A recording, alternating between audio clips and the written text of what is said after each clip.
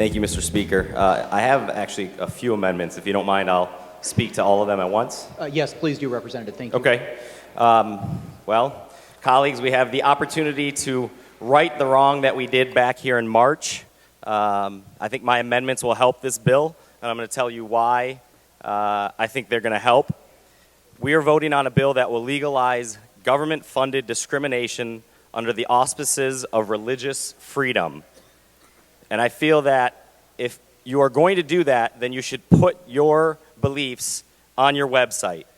And that's one of the amendments that I'm offering today. Last time I spoke about how this is discriminatory to LGBT families. I spoke about how this is unfair to people of a different faith than 106 of you sitting here today. But do you know who this is truly unfair to? The kids, exactly, the kids in the foster care system. After I spoke on the House floor, I received countless letters from people all around the state telling me their stories. Families that told me they weren't religious enough. Families that told me they were turned down because they didn't go to the right church or they didn't go to Mass often enough. I even read a guest column in the Free Press from Tamia McGee, a recent graduate of Michigan State University, and just briefly, I want to use some of her words.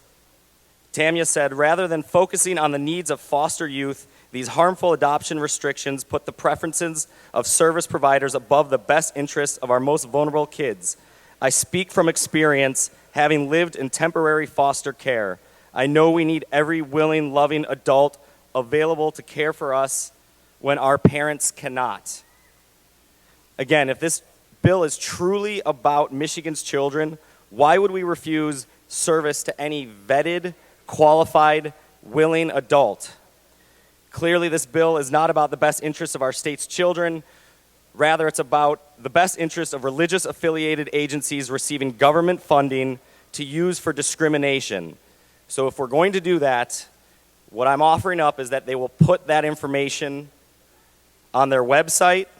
They will tell the families why, or tell the families why they're declining to work with them. And the third one would be, so it's on the website, in their office, and then if they do decide not to work with a family, they have to tell them why they are not working with them. Again, I think this should be about the children, and it's not, and I urge you to support my amendments to at least make this a little better. Thank you. Thank you, Representative Wittenberg. The question before the House is on the adoption of the amendment. The clerk will open the board. The amendment is not adopted.